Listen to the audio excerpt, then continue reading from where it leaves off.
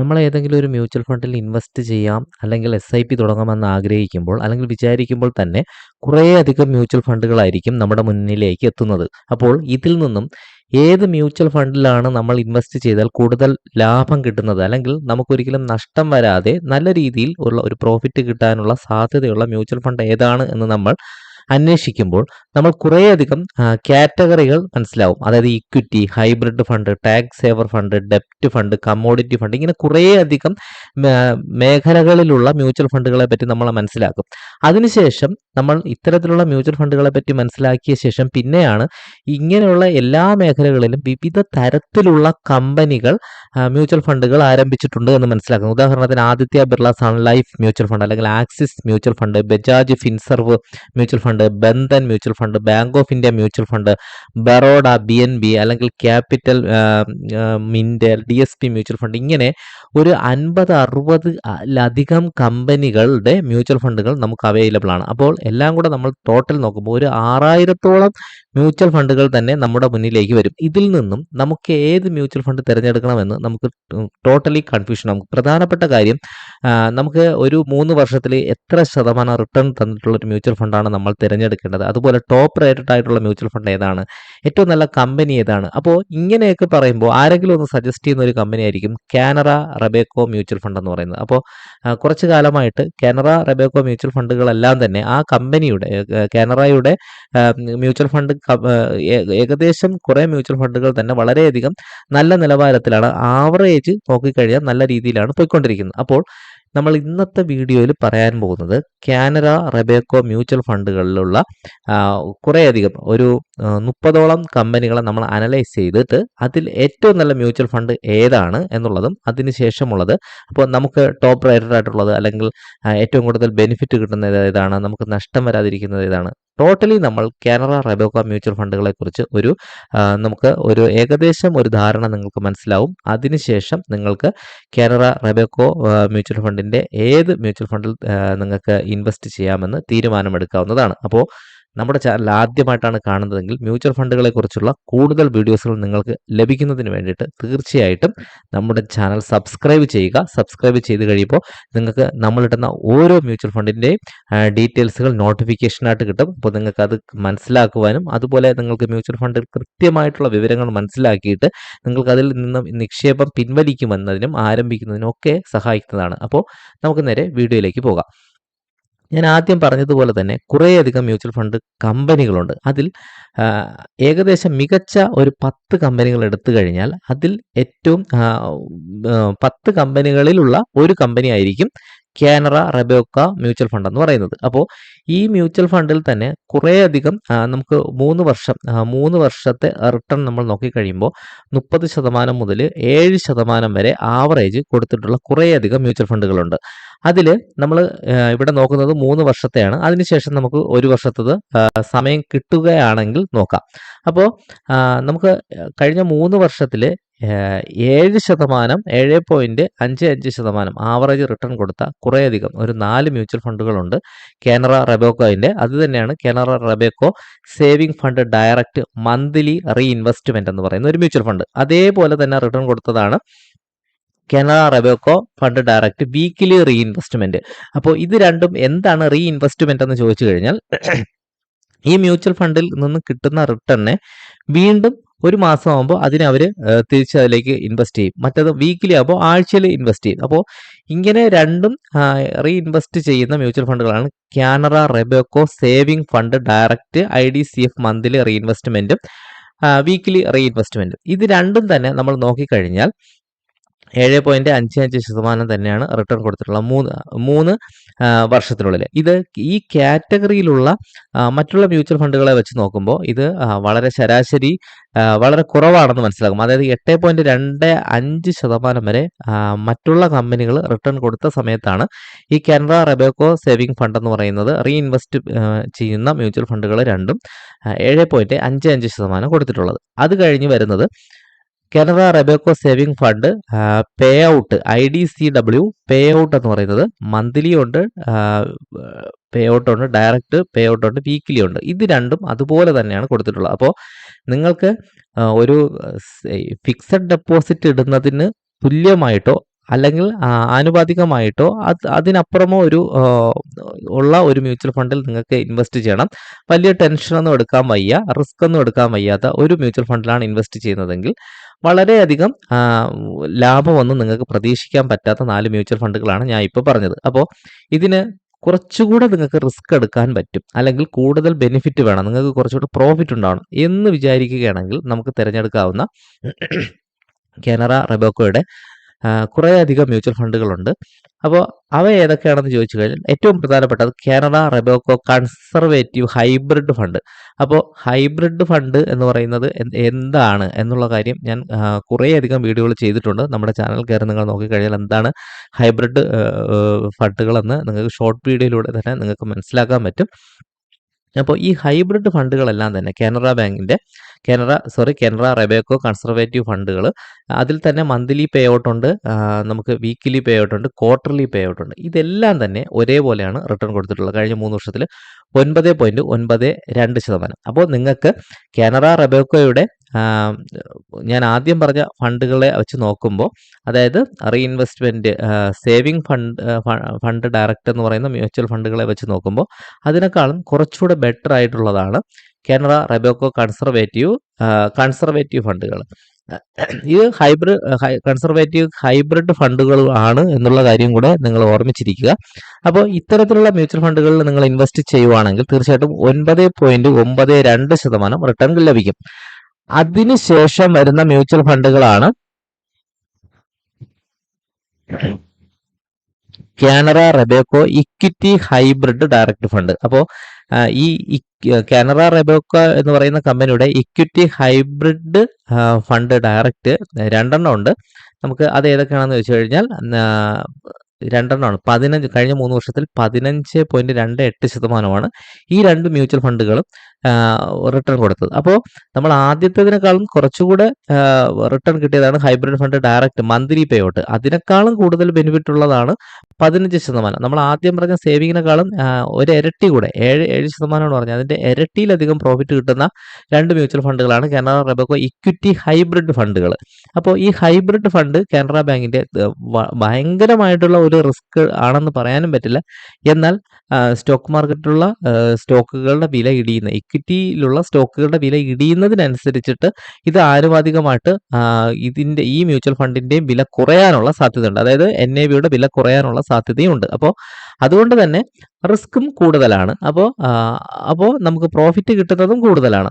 ഈ കാറ്റഗറിയിൽ വെച്ച് നോക്കുമ്പോൾ തന്നെ നമുക്കറിയാം ബാക്കിയുള്ള മ്യൂച്വൽ ഫണ്ടുകൾ, അതായത് മറ്റുള്ള കമ്പനികൾ 23% വരെ റിട്ടേൺ കൊടുത്ത സ്ഥാനത്താണ് നമുക്കിവിടെ എത്ര ശതമാനം? 15% റിട്ടേൺ കൊടുത്തിട്ടുള്ളത്. 11% ഏറ്റവും കുറവ് കൊടുത്തിട്ടുള്ള മറ്റു കമ്പനികൾ, ഏറ്റവും കൂടുതൽ 20%. അപ്പോൾ ഇതിൻ്റെ ഇടയിൽ ഒരു ആവറേജ് എന്ന രീതിയിലാണ് 15% നിൽക്കുന്നത്. അപ്പോൾ നമുക്ക് ആവറേജ് എന്ന് പറയുമ്പോൾ ഭയങ്കര റിസ്ക്കും അല്ല, കൂടുതലും അല്ല എന്നുള്ള രീതിയിൽ നമുക്ക് ഈ മ്യൂച്വൽ ഫണ്ടുകൾ തിരഞ്ഞെടുക്കാം. ഏതൊക്കെയാണ്? Canara Robeco equity hybrid fund. അപ്പോൾ അതിനുശേഷം വരുന്ന ഫണ്ടുകളാണ് Canara Robeco ELSS tax saver fund. അപ്പോൾ ഇതും മികച്ച ഓപ്ഷനാണ്. ELSS ടാക്സ് സേവർ ഫണ്ട് അതൊരു 16%-ഓളം റിട്ടേൺ കൊടുത്തിട്ടുണ്ട്. അപ്പോൾ അത്തരത്തിലുള്ള കുറേയധികം മ്യൂച്വൽ ഫണ്ടുകളുണ്ട് ELSS ഫണ്ട്. അപ്പോൾ ഈ 15% എന്ന് പറഞ്ഞതിനേക്കാളും കുറച്ചുകൂടെ 1% കൂടുതലാണ് Canara Robeco ELSS tax saver fund. അപ്പോൾ ഇത് ഡയറക്റ്റ് പേ ഔട്ടാണ്. അപ്പോൾ ഇത് നിങ്ങൾക്ക് 16.31% റിട്ടേൺ കൊടുത്തിട്ടുള്ളത്. ഈ കാറ്റഗറിയിൽ നോക്കുമ്പോൾ മറ്റുള്ള കമ്പനികൾ 12%-ആണ് ഏറ്റവും കുറവ് കൊടുത്തിട്ടുള്ളത്. കൂടുതൽ കൊടുത്തിട്ടുള്ള ഒരുപാട് കമ്പനികളുണ്ട്. അവ 27%-ഓളം കഴിഞ്ഞ 3 വർഷത്തിൽ റിട്ടേൺ കൊടുത്തു.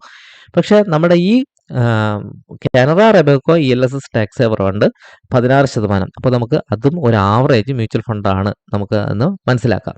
ഇനി കുറച്ചുകൂടെ റിസ്ക് എടുക്കാൻ പറ്റും നമുക്ക് അങ്ങനെയുള്ളതാണെങ്കിൽ. അപ്പോൾ ഇതിന് താഴെയുള്ളതെല്ലാം കൊടുത്തിട്ടുള്ള ഒരു മ്യൂച്വൽ ഫണ്ടിൻ്റെ ഒരു വാല്യൂ നോക്കിക്കഴിഞ്ഞാൽ റിസർച്ച് വാല്യൂ ഒക്കെ വരുന്നത് 3 സ്റ്റാർ ആണ് കൊടുത്തിട്ടുള്ളത്. അപ്പോൾ ഒരു 4 സ്റ്റാറിലുള്ള ഒരു മ്യൂച്വൽ ഫണ്ട്, അപ്പോൾ അത്രയും മികച്ച ഒരു മ്യൂച്വൽ ഫണ്ടിലേക്ക് വരണം, നമുക്ക് കൂടുതൽ ജനപ്രീതിയുള്ള ഒരു മ്യൂച്വൽ ഫണ്ടാണ് നിങ്ങൾ സെലക്ട് ചെയ്യുന്നതെങ്കിൽ കാനറ റെബേക്കോയുടെ ആണെങ്കിൽ നിങ്ങൾക്ക് ബ്ലൂ ചിപ്പ് ഇക്വിറ്റി ഫണ്ട് തിരഞ്ഞെടുക്കാം. എന്താണ് ബ്ലൂ ചിപ്പ് ഇക്വിറ്റി ഫണ്ടുകളെന്ന് ചോദിച്ചു കഴിഞ്ഞാൽ വലിയ വലിയ കമ്പനികൾ, വലിയ ലാർജ് ക്യാപ്പായിട്ടുള്ള ബ്ലൂ ചിപ്പ് ആയിട്ടുള്ള കമ്പനികളിൽ ഇൻവെസ്റ്റ് ചെയ്യുന്നത് കൊണ്ട് തന്നെയാണ് നമുക്കിതിനെ Canara Robeco blue chip equity fund എന്ന് വിളിക്കുന്നത്. അപ്പോൾ ഇത്തരത്തിലുള്ള മ്യൂച്വൽ ഫണ്ടുകൾ കഴിഞ്ഞ 3 വർഷത്തിൽ 17.14% റിട്ടേൺ കൊടുത്തു. അപ്പോൾ വലിയ വലിയ കമ്പനികളുടെ എപ്പോഴും വലിയ വലിയ നേട്ടമായിരിക്കും ഉണ്ടാകുന്നത്. അതേ രീതിയിലുള്ള ഒരു മ്യൂച്വൽ ഫണ്ടാണ്. തീർച്ചയായിട്ടും ഒരു 30 വയസ്സ്, 35 വയസ്സ് അല്ലെങ്കിൽ 40 വയസ്സ് വരെ ഉള്ളവർക്ക് തീർച്ചയായിട്ടും ഒരു മ്യൂച്വൽ ഫണ്ടിൽ നിന്നും നല്ല രീതിയിലുള്ള ഒരു റിട്ടേൺ കിട്ടണം എന്ന് ആഗ്രഹിക്കുന്നവർക്ക് തീർച്ചയായിട്ടും ഈ 17% വരെ റിട്ടേൺ കൊടുക്കുന്ന കാനറ റബേക്കോയുടെ ബ്ലൂ ചിപ്പ് ഇക്വിറ്റി ഫണ്ടുകളിൽ തീർച്ചയായിട്ടും ഇൻവെസ്റ്റ് ചെയ്യാം. അതിപ്പോൾ ഡയറക്റ്റ് പേ ഔട്ട് ആയിരുന്നാലും റീഇൻവെസ്റ്റ്മെൻ്റ് ആയിരുന്നാലും ഒരേ രീതിയിൽ തന്നെയാണ് റിട്ടേൺ വരുന്നത്. അപ്പോൾ അത് നമ്മൾ നോക്കേണ്ട കാര്യമില്ല, നിങ്ങൾക്ക് അതിൽ സെലക്ട് ചെയ്യാവുന്നതാണ്. അതിനുശേഷം വരുന്നതാണ് ഫ്ലക്സി ക്യാപ്പ്. ഫ്ലക്സി ക്യാപ്പും അതുപോലെ തന്നെ 17.31% തന്നെയാണ് കഴിഞ്ഞ 3 വർഷത്തിൽ റിട്ടേൺ കൊടുത്തിട്ടുള്ളത്. അത് കഴിഞ്ഞ് സ്മാൾ ക്യാപ്പ് ഫണ്ട് ഡയറക്റ്റും അതുപോലെ തന്നെ small cap fund direct, emerging equity fund, പിന്നെ എമർജിങ് ഇക്വിറ്റി ഫണ്ട്, അത്രയും ഈ എമർജിങ് ഇക്വിറ്റി ഫണ്ട്, അതുപോലെ സ്മോൾ ക്യാപ്പ് ഫണ്ട്, പിന്നെ ഫ്ലക്സി ക്യാപ്പ് ഫണ്ട്, പിന്നെ വരുന്ന ബ്ലൂ ചിപ്പ് ഫണ്ട്, ഇത്രയും മേഖലയിലുള്ള കാനറ റബേക്കോ ഫണ്ടുകളെല്ലാം തന്നെ 17% കഴിഞ്ഞ 3 വർഷത്തിൽ റിട്ടേൺ കൊടുത്തത്. അപ്പോൾ ഇനി വരുന്നത് ഹൈ റിസ്ക് കാറ്റഗറിയാണ്. നിങ്ങൾക്ക് ഒരു ഹൈ റിസ്ക് ആയിട്ട് ഒരു 20 വയസ്സ് മുതൽ 35 വയസ്സ് വരെ ഉള്ള പ്രായമുള്ളവർക്ക് ഉറപ്പായിട്ടും തിരഞ്ഞെടുക്കാവുന്ന കാനറ റബേക്കോയുടെ മ്യൂച്വൽ ഫണ്ടുകളിൽ ഒന്നാണ് Canara Robeco infrastructure direct reinvestment എന്ന് പറയുന്നത്. അപ്പോൾ ഇൻഫ്രാസ്ട്രക്ചർ മേഖലയിൽ ഇൻവെസ്റ്റ് ചെയ്തിട്ടുള്ള 4 സ്റ്റാർ വാല്യൂ ഉള്ള ഒരു മ്യൂച്വൽ ഫണ്ടാണിത്. അപ്പോൾ ഇത് നമ്മൾ ഇതിൻ്റെ കാറ്റഗറി ബേസ് നോക്കുമ്പോൾ കാറ്റഗറിയിലുള്ള മറ്റുള്ള കമ്പനികൾ 29% വരെ കൊടുത്തതുണ്ട്. ഏറ്റവും കുറവെന്ന് പറയുന്നത് 19%. പക്ഷേ അത് ആവറേജ് നോക്കുമ്പോൾ നമ്മളത് 26%, 29, ഒരു 3% കുറവുള്ളൂ. അപ്പോൾ അത്രയധികം നല്ല ഒരു മ്യൂച്വൽ ഫണ്ടായിട്ട് നമുക്ക് സെലക്ട് ചെയ്യാം. ഏതാണ്? കാനറ റബേക്കോ ഇൻഫ്രാസ്ട്രക്ചർ ഡയറക്റ്റ് എന്ന് പറയുന്ന മ്യൂച്വൽ ഫണ്ട്. അപ്പോൾ ഇനി കാനറ റബേക്കോയുടെ ഇനിയും കുറച്ചുകൂടെ ഹൈ റിസ്ക് ആയിട്ടുള്ളതുണ്ട്. അപ്പോൾ നമുക്ക് അതും കൂടെ നോക്കിയിട്ട് ഈ വീഡിയോ അവസാനിപ്പിക്കാം. അപ്പോൾ നമുക്ക് നമ്പർ 1ലേക്ക് പോകാം. നമ്പർ 1 ആയിട്ടുള്ള മ്യൂച്വൽ ഫണ്ടുകളിൽ ഏറ്റവും കൂടുതൽ റിട്ടേൺ കൊടുത്തിട്ടുള്ളത് ഏതാണെന്ന് ചോദിച്ചു കഴിഞ്ഞാൽ 26%, ഏറ്റവും കൊടുത്തിട്ടുള്ളത് 26% തന്നെയാണ്. ഏതാണ്? Canara Robeco infrastructure direct growth. ഏറ്റവും റിസ്ക് ഉള്ളതാണ്. എന്താണ് റിസ്ക് എന്ന് ചോദിച്ചു കഴിഞ്ഞാൽ ഈ മ്യൂച്വൽ ഫണ്ട് ഇൻഫ്രാസ്ട്രക്ചർ മേഖലയിലാണ് ഇത് ഇൻവെസ്റ്റ് ചെയ്തിട്ടുള്ളത്.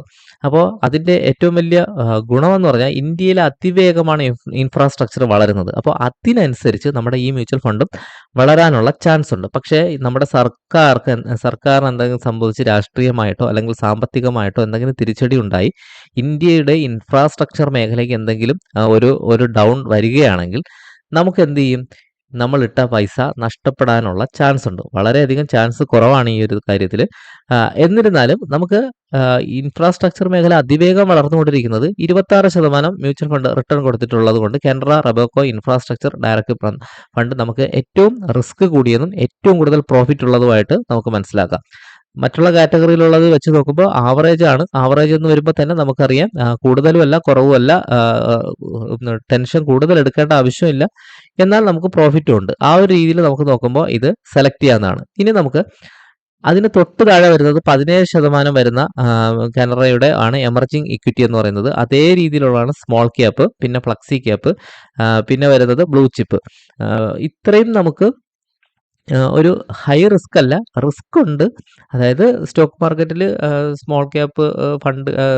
സ്മോൾ ക്യാപ്പ് ആയിട്ടുള്ള കമ്പനികളിലെ റിസ്ക് എത്രയാണോ ആ ഒരു റിസ്ക് ആയിരിക്കും സ്മോൾ ക്യാപ്പ് ഫണ്ടിൽ നമ്മൾ ഇൻവെസ്റ്റ് ചെയ്യുമ്പോൾ കിട്ടുന്നത്. അതുപോലെ തന്നെയാണ് ഫ്ലക്സി ക്യാപ്പ്. അതുപോലെ തന്നെയാണ് ബ്ലൂ ചിപ്പ് ആയിരിക്കും കുറച്ചുകൂടെ അതിനേക്കാളും ബെറ്റർ ആയിട്ട് എനിക്ക് തോന്നുന്നത്. ആ ഒരു രീതിയിൽ നമുക്ക് സെലക്ട് ചെയ്യാം. പിന്നെ നമുക്ക് റിസ്ക് കുറവാണ് അങ്ങനെ തിരഞ്ഞെടുക്കണമെന്നുണ്ടെങ്കിൽ, എന്നാൽ അത്യാവശ്യം പ്രോഫിറ്റ് കിട്ടും എന്നുള്ള റിട്ടേൺ കിട്ടും എന്നുള്ളൊരു മ്യൂച്വൽ ഫണ്ടാണ് Canara Robeco ELSS tax saver direct growth എന്ന് പറയുന്നത് 16%. അപ്പോൾ നമുക്ക് ബാങ്ക് FDയേക്കാളും കൂടുതൽ പ്രോഫിറ്റും കിട്ടും, എന്നാൽ നമുക്ക് അധികം റിസ്ക്കും ഇല്ല. അപ്പോൾ നമുക്ക് ഇതിൻ്റെ ഒരു ഡീറ്റെയിൽ കൂടെ ഒന്ന് നോക്കാം. കഴിഞ്ഞ ഒരു മാസത്തെ നോക്കുകയാണെങ്കിൽ 1%, കഴിഞ്ഞ 3 മാസത്തിൽ മൈനസാണ് റിട്ടേൺ കൊടുത്തത്. കഴിഞ്ഞ 6 മാസത്തിൽ ഒരു വർഷത്തിലും മൈനസാണ്. കഴിഞ്ഞ 6 മാസത്തിൽ വെറും 15% കൊടുത്തു. കഴിഞ്ഞ ഒരു വർഷത്തിൽ മൈനസ് വന്നു. കഴിഞ്ഞ 3 വർഷത്തിൽ 57% റിട്ടേൺ കൊടുത്തു. 5 വർഷത്തെ നോക്കുകയാണെങ്കിലും മാക്സിമം നോക്കുകയാണെങ്കിലും 15% റിട്ടേൺ കൊടുത്തിട്ടുള്ളത്. അപ്പോൾ ഇത് വളരെ മികച്ച ഒരു മ്യൂച്വൽ ഫണ്ടായിട്ട് എനിക്ക് തോന്നിയിട്ടുണ്ട്. ഏറ്റവും റിസ്ക് ഉള്ളതും നമുക്ക് ഞാൻ ചുരുക്കി പറയാം. ഏറ്റവും ലളിതമായിട്ട് പറഞ്ഞാൽ നമ്മളൊരു ഒരു മ്യൂച്വൽ ഫണ്ടിൽ ഇൻവെസ്റ്റ് ചെയ്യാൻ തീരുമാനിച്ചു. അത് കാനറ റെബോക്കോ എന്ന് പറയുന്ന ഒരു കമ്പനിയുടെ മ്യൂച്വൽ ഫണ്ടിലാണ് ഇൻവെസ്റ്റ് ചെയ്യാൻ തീരുമാനിക്കുന്നത്. അതുപോലെ തന്നെ നമുക്ക് ആ ഒരു മ്യൂച്വൽ ഫണ്ടിൽ നിന്ന് ഏറ്റവും കൂടുതൽ പ്രോഫിറ്റ് ഉണ്ടാവണം എന്ന് നിങ്ങൾ ആഗ്രഹിക്കുന്നുണ്ട്. അല്ലെങ്കിൽ നമുക്ക് ഏറ്റവും കൂടിയ റിട്ടേൺ കിട്ടുകയും വേണം. നമുക്ക് വിശ്വാസയോഗ്യമായ ഒരു മ്യൂച്വൽ ഫണ്ട് കമ്പനിയിൽ തന്നെ ഇൻവെസ്റ്റ് ചെയ്യണം. അതൊരു 4 സ്റ്റാർ വാല്യൂ ഉള്ള റിസർച്ച് വാല്യൂ ഉള്ള ഒരു മ്യൂച്വൽ ഫണ്ട് ആവണം എന്നൊക്കെ നിങ്ങൾ ആഗ്രഹിക്കുന്നുണ്ടെങ്കിൽ തീർച്ചയായിട്ടും Canara Robeco infrastructure direct growth എന്ന് പറയുന്ന മ്യൂച്വൽ ഫണ്ടിലേക്ക് നിങ്ങൾക്ക് ഇൻവെസ്റ്റ് ചെയ്യാവുന്നതാണ്. ഇനി നിങ്ങൾക്ക് അത്രയധികം റിസ്ക് എടുക്കാൻ വയ്യ. 26% റിട്ടേൺ കിട്ടുന്നു. ഇത് എല്ലാ സമയത്തും നമുക്ക് കിട്ടണമെന്നില്ല. ഞാൻ പറഞ്ഞല്ലോ, കഴിഞ്ഞ ഒരു വർഷത്തിൽ നെഗറ്റീവ് റിട്ടേൺ ആണ് ഇത് കാണിച്ചിട്ടുള്ളത്. അപ്പോൾ അത്രയും റിസ്ക് എടുക്കാൻ വയ്യ. നിങ്ങൾക്കൊരു എമർജിങ് ഇക്വിറ്റി ഫണ്ടിലാണ് നമുക്ക് ഇൻവെസ്റ്റ് ചെയ്യേണ്ടത്. റിസർച്ച് 3 സ്റ്റാർ വാല്യൂ ഉള്ള ഒരു മ്യൂച്വൽ ഫണ്ടിലാണ് നമ്മൾ ഇൻവെസ്റ്റ് ചെയ്യുന്നതെങ്കിൽ 17% Canara Robeco small cap fund, emerging equity, അതുപോലെ തന്നെ ഫ്ലക്സി ക്യാപ്പ് ഉണ്ട്, അതുപോലെ തന്നെ ബ്ലൂ ചിപ്പ് ഫണ്ട്. ഇതിലേതെങ്കിലും ഒരു മ്യൂച്വൽ ഫണ്ട് നിങ്ങൾക്ക് തിരഞ്ഞെടുക്കാം. ഇനി ഒട്ടും റിസ്ക് എടുക്കാൻ നിങ്ങൾക്ക് താല്പര്യമില്ല, ഒരു മ്യൂച്വൽ ഫണ്ടിൽ ഇൻവെസ്റ്റ് ചെയ്യണം, എന്നാൽ FDയെക്കാളും കൂടുതൽ പ്രോഫിറ്റ് ഉണ്ടാവുകയും വേണം, അങ്ങനെയാണ് നിങ്ങൾ തീരുമാനിക്കുന്നതെങ്കിൽ കാനറ റെബേക്കോ സേവിംഗ് ഫണ്ട് എന്ന് പറയുന്ന മ്യൂച്വൽ ഫണ്ടിൽ ഇൻവെസ്റ്റ് ചെയ്യാം. അപ്പോൾ എന്താണ് ഈ മ്യൂച്വൽ ഫണ്ടിൽ ഇത്രയും പ്രോഫിറ്റ് കുറവായി കാണുന്നത് എന്ന് നിങ്ങൾക്ക് സംശയം ഉണ്ടാകും. അതിൻ്റെ പ്രധാനപ്പെട്ട കാരണം എന്ന് പറയുന്നത് ഇത് national bank of agriculture and rural development, അതുപോലെ HDB financial service, power finance corporation, Punjab national bank, ഇങ്ങനെയൊക്കെയുള്ള വളരെ അത്രയധികം റിസ്ക് ഇല്ലാത്ത കുറേ കമ്പനികളിലാണ് ഇൻവെസ്റ്റ് ചെയ്തിട്ടുള്ളത്. അപ്പോൾ തന്നെ ആ ഒരു കമ്പനികളുടെ വളർച്ചയും വളരെ കുറവായിരിക്കും, ലാഭം കിട്ടുന്നതും കുറവായിരിക്കും. അപ്പോൾ അതിനനുസരിച്ചിട്ടാണ് അതിൻ്റെ പ്രോഫിറ്റ് കുറവായിരിക്കും. അപ്പോൾ കുറച്ച് അധികം പ്രായമായ ആൾക്കാരെ സംബന്ധിച്ചിടത്തോളം അധികം റിസ്ക് ഒന്നും ഇല്ലാതെ കുറച്ച് സേവിങ് അക്കൗണ്ടിൽ ഇടുന്നത് പോലെ ഒരു പ്രോഫിറ്റ് കിട്ടാം. ലോങ് ടൈമിലേക്ക് ഒരു 10-20 വർഷമൊക്കെ ഇൻവെസ്റ്റ് ചെയ്യാൻ ആഗ്രഹിക്കുന്നവർക്ക് തീർച്ചയായിട്ടും ഇതുപോലെയുള്ള, അതായത് saving fund, Canara Robeco saving fund എന്ന് പറയുന്ന മ്യൂച്വൽ ഫണ്ടുകളിൽ നിങ്ങൾക്ക് ഇൻവെസ്റ്റ് ചെയ്യാം. അപ്പോൾ എനിക്ക് തോന്നുന്നു ഹൈ റിസ്ക്കും അല്ല, അല്ലെങ്കിൽ ഒരു ഏറ്റവും പ്രോഫിറ്റ് അത്യാവശ്യം കിട്ടുകയും ചെയ്യുന്ന മ്യൂച്വൽ ഫണ്ടുകൾ എന്ന് പറയുന്നത് Canara Robeco ELSS tax saver ഫണ്ടായിരുന്നു. അപ്പോൾ ടാക്സ് സേവർ ഫണ്ട് എന്ന് പറയുമ്പോൾ ടാക്സ് സേവ് ചെയ്യുന്നു എന്നുള്ളത് മാത്രമൊന്നുമല്ല, അത് കുറച്ചധികം റിസ്ക് കുറവായിട്ടുള്ളതാണ്. റിസ്ക് ഇല്ല എന്നല്ല പറഞ്ഞത്. ഹൈബ്രിഡ് ഫണ്ട്, ELSS ഫണ്ട് തുടങ്ങിയ ഫണ്ടുകൾ ആവറേജ് 15-16% റിട്ടേൺ കൊടുത്തിട്ടുള്ളത്. അപ്പോൾ ഈ ഒരു മ്യൂച്വൽ ഫണ്ടുകളിൽ നിങ്ങൾക്ക് തിരഞ്ഞെടുക്കാം. പക്ഷേ ഇതിൻ്റെ സ്റ്റാർ വാല്യൂ നോക്കുമ്പോൾ, റിസർച്ച് വാല്യൂ നോക്കുമ്പോൾ 3 സ്റ്റാർ ആണ് വരുന്നത്. അതിൻ്റെ കാരണം എന്ന് വെച്ച് കഴിഞ്ഞാൽ അതിന് അത്രയധികം റിട്ടേൺ കൊടുക്കുന്നില്ല. ഒരു 16% മാത്രമാണ് കൊടുത്തിട്ടുള്ളത്. പക്ഷേ ഞാൻ പറഞ്ഞല്ലോ, ഒരു മികച്ച മ്യൂച്വൽ ഫണ്ട് അല്ലെങ്കിൽ കൂടുതൽ പ്രോഫിറ്റ് കിട്ടുന്ന മ്യൂച്വൽ ഫണ്ട് എന്നുള്ള രീതിയിൽ നമ്മൾ തിരഞ്ഞെടുക്കുകയാണെങ്കിൽ തീർച്ചയായിട്ടും നിങ്ങൾക്ക് Canara Robeco infrastructure direct growth എന്ന് പറയുന്ന മ്യൂച്വൽ ഫണ്ടിൽ തന്നെ നമ്മൾ ഇൻവെസ്റ്റ് ചെയ്യേണ്ടി വരും. അതിന് തൊട്ട് താഴെയാണെങ്കിൽ നിങ്ങൾക്ക് കാനറ റെബേക്കോ എമർജിങ് ഇക്വിറ്റി ഫണ്ടിലേക്ക് ഇൻവെസ്റ്റ് ചെയ്യേണ്ടതായിട്ട് വരും. അപ്പോൾ തീർച്ചയായിട്ടും ഈ വീഡിയോ നിങ്ങൾക്ക് ഉപകാരപ്രദമാവും എന്ന് വിചാരിക്കുന്നു. ഇനി നമുക്ക് കഴിഞ്ഞ മാക്സിമം നോക്കാം. അതായത് ഈ മ്യൂച്വൽ ഫണ്ടുകളുടെ ആവറേജ് റിട്ടേൺ നോക്കുകയാണെങ്കിൽ നമുക്ക് ഏറ്റവും ഈ മ്യൂച്വൽ ഫണ്ടുകളെല്ലാം തന്നെ ആദ്യം മുതൽ അവസാനം വരെ, അതായത് ആരംഭിച്ചത് മുതൽ ഇതുവരെയുള്ളതിൻ്റെ ആവറേജ് നോക്കുകയാണെങ്കിൽ അതിൽ ഏറ്റവും ടോപ്പായിട്ട് കൊടുത്തിട്ടുള്ള മ്യൂച്വൽ ഫണ്ട് ഏതാണെന്ന് ചോദിച്ചു കഴിഞ്ഞാൽ 24% റിട്ടേൺ കൊടുത്തിട്ടുള്ള കാനറ റെബേക്കോ സ്മോൾ ക്യാപ്പ് ഫണ്ടാണ്. അതിൻ്റെ കാരണം എന്ന് പറയുന്നത് ഇത് വളരെ ചെറിയ കമ്പനികൾ, സ്മോൾ ക്യാപ്പ് കമ്പനികളിലാണ് ഇൻവെസ്റ്റ് ചെയ്തിട്ടുള്ളത്. അതുകൊണ്ട് തന്നെ എന്ത് സംഭവിക്കുന്നു, ഈ ചെറിയ കമ്പനികൾ എന്ത് ചെയ്യും, എപ്പോഴും കൂടുതൽ പ്രോഫിറ്റ് ഉണ്ടാക്കുകയും കൂടുതൽ വളരുകയും ചെയ്യും. അപ്പോൾ ആ കമ്പനികളിൽ എത്രത്തോളം വളരുന്നോ അത്രത്തോളം അതിൽ ഇൻവെസ്റ്റ് ചെയ്തിരിക്കുന്ന മ്യൂച്വൽ ഫണ്ടുകൾക്കും വളർച്ച ഉണ്ടാവും. അപ്പോൾ ഇത് പണ്ട് മുതലേ ഉള്ളതാണ്. അപ്പോൾ കാനറ റെബേക്കോയുടെ നമുക്കൊരു വിശ്വാസയോഗ്യമായിട്ട് നമുക്ക് ഈ സ്മോൾ ക്യാപ്പ് ഡയറക്റ്റ് ഫണ്ടിനെ ഉറപ്പായിട്ടും കാണാം. കാരണം അത് ആരംഭിച്ചത് പോലും ഇപ്പോഴും 24% റിട്ടേൺ കൊടുക്കുന്നുണ്ട്. അപ്പോൾ ഇനിയും നമുക്കൊരു 20% അങ്ങേയറ്റം ഒരു ലോസ് വന്നാൽ പോലും ഇടയ്ക്കിടയ്ക്ക് ലോസ് വരാനുള്ള ചാൻസ് ഉണ്ട് ഇങ്ങനെയുള്ള കമ്പനികൾ.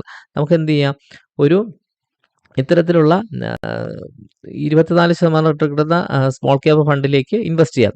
അതിന് തൊട്ട് താഴെ വരുന്നത് നമുക്ക് ലൈഫ് ടൈം നോക്കിക്കഴിയുമ്പോൾ എമർജിംഗ് ഇക്വിറ്റി ഫണ്ടാണ്. അതിൻ്റെ തൊട്ട് താഴെ അത് 20%. അതിൻ്റെ തൊട്ട് താഴെ വരുന്ന ഇൻഫ്രാസ്ട്രക്ചർ ഡയറക്റ്റ് ആണ്. അപ്പോൾ നമ്മൾ ഏറ്റവും ടോപ്പായിട്ടുള്ള 3 കമ്പനികളുടെ എടുത്തിരുന്നാലും അതിലും ഏത് വരുന്നുണ്ട്?